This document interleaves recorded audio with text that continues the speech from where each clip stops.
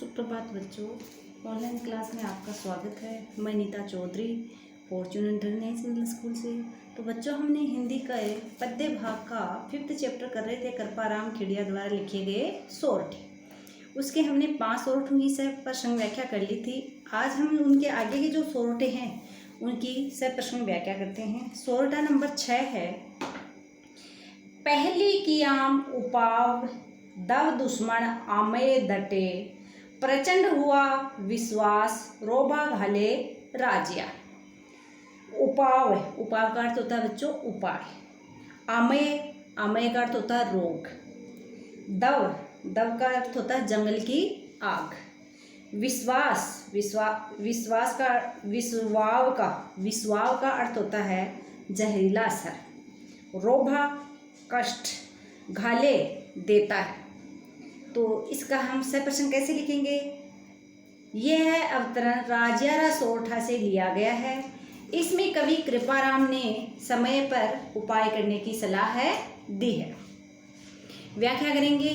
कवि कृपाराम कहते हैं कि हे राजिया, जंगल की आग, दुश्मन तथा रोग को रोकने का उपाय पहले ही कर लेना चाहिए। ये सब जब बहुत बढ़ जाते हैं तो अत्यधिक कष्ट देते हैं। इसका भाव ये है कि दावाग्नि का अर्थ होता है आग, शत्रु एवं रोग जब बढ़ जाते हैं तो असाध्य बन जाते हैं, सहन नहीं किए जाते हैं, असाध्य बन जाते हैं, इनको रोक नहीं पाया जाता है। अतः इन्हें रोकने के उपाय पहले से ही कर लेने चाहिए। विशेष में लिखेंगे, इस सोरठे में ये बताया गया है कि आग लगने के बाद कुआं खोदना मूर्खता मानी जाती है। मतलब ये बताया गया है कि इन सब के उपाय क्या है, पहले ही कर लेनी चाहिए। जब आग लग जाती है उसके बाद कुआं खोदेंगे, आग को बुझाने के लिए पानी की जरूरत पड़ेगी, तो ये क्या मानी गई है? मूर्खता मानी जाती है। स्वभावोक्ति अलंकार तथा सोरठा इसमें छंद है।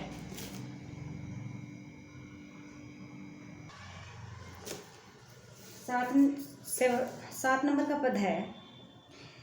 हिम्मत कीमत होय बिना हिम्मत कीमत नहीं, करे न आदर कोई रद्द कागज ज्यों राजिया। हिम्मत का मतलब होता है हिम्मत, रद्द का मतलब होता है रद्दी। तो इसका हम सह प्रश्न लिखेंगे। यह है अवतरण कवि कृपाराम खेड़िया द्वारा रचित राजियारा सोरठा से लिया गया है। इसमें हिम्मत रखने से ही आदर मिलने की बात कही गई है, यानी इस सोरठे में हिम्मत रखने से ही आदर मिलता है, ये बात कही गई है। फिर इसके लिखेंगे व्याख्या या अर्थ। कवि कृपाराम कहते हैं कि हे राजिया, हिम्मत रखने से ही कीमत या आदर सम्मान होता है। बिना हिम्मत के कोई आदर नहीं करता है। जैसे रद्दी कागज का कोई मूल्य नहीं होता है, उसी प्रकार हिम्मत रहित यानी बिना हिम्मत के जो व्यक्ति हैं उनका भी कोई आदर नहीं करता है। फिर इसका लिखेंगे हम विशेष में पहला पॉइंट है, हिम्मत रहित व्यक्ति को रद्दी कागज के समान बताकर साहसी बनने का संदेश दिया गया है। दूसरा पॉइंट है, इसमें यमक एवं दृष्टांत अलंकार का प्रयोग हुआ है। सोरठा छंद की गति यति उचित है। 8 नंबर का सोरठा है। उपजावे अनुराग कोयल मन हरकत करे, कड़वा लागे काग रसनारा गुण राजिया। अनुराग का अर्थ होता है स्नेह। हरकत का मतलब होता है हर्षित होना या प्रसन्न होना। काग का अर्थ है कोआ। रसना जीभ वाणी। तो इसका सह प्रश्न लिखेंगे हम। यह है अवतरण कवि कृपाराम खेड़िया द्वारा रचित राजियारा सोरठा से लिया गया है। इसमें मधुर वाणी में बोलने के बारे में संदेश दिया गया है। व्याख्या है। कवि कृपाराम कहते हैं कि हे राजिया, कोयल अपनी मधुर कूक यानी मधुर वाणी से मन को प्रेमोल्लास, मन को प्रसन्न करती है तथा चित्त को भी प्रसन्न करती है, परंतु कोए का स्वर अत्यधिक कर्कश या कड़वा लगता है। कोए की आवाज़ कैसी होती है? कर्कश या कड़वी होती है। जीभ अथवा वाणी के गुण की यही पहचान है, अर्थात वाणी सभी को अच्छी लगती है, अतः मधुर वाणी में ही व्यवहार करना चाहिए। मीठी वाणी बोलकर ही एक दूसरे के साथ अच्छा व्यवहार करना चाहिए। विशेष में लिखेंगे कोयल और कोए में वाणी के द्वारा अंतर बताया गया है, लेकिन रंग दोनों का एक है, उनकी वाणी में ही अंतर होता है। कौवा भी काला होता है और कोयल भी काली होती है, लेकिन उनकी वाणी में, उनकी आवाज़ में अंतर होता है।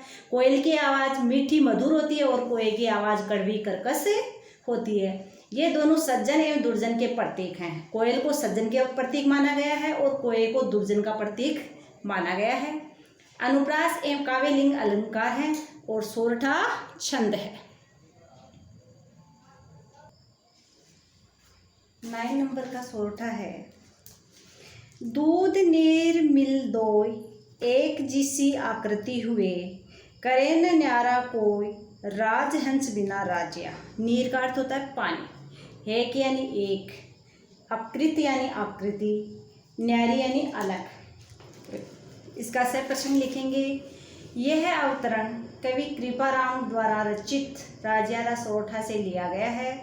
इसमें राजहंस की विशेषता बताई गई है। व्याख्या लिखेंगे। कवि कृपाराम कहते हैं कि हे राजिया, दूध और पानी दोनों जब मिल जाते हैं तो उनकी आकृति एक हो जाती है।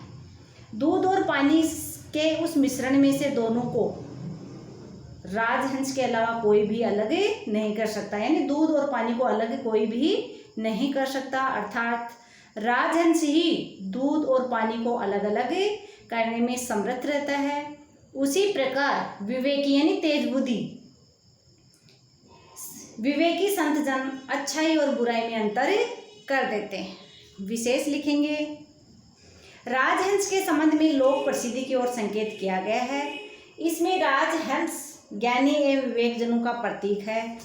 अनुप्रास अलंकार है। 10 नंबर का सोरठा है।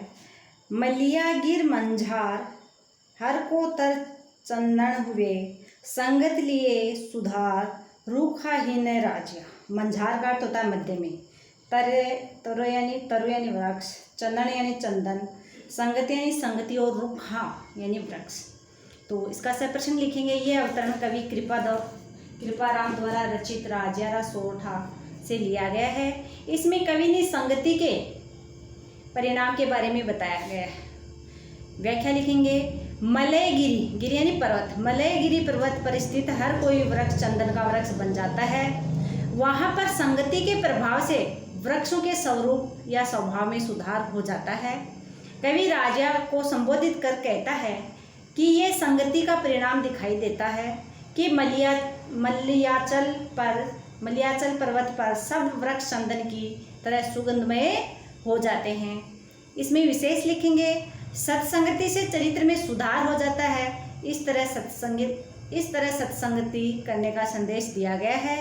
अनुप्रास एवं काव्यलिंग अलंकार है और सोरठा छंद है। तो बच्चों, आज हमने 10 सोरठे तक, यानी इसके 10 सोरठे हैं, उनकी सह प्रसंग व्याख्या कर ली है। बाकी के जो 5 सोरठे बच्चे हैं उनकी अगले वीडियो में व्याख्या करेंगे। धन्यवाद।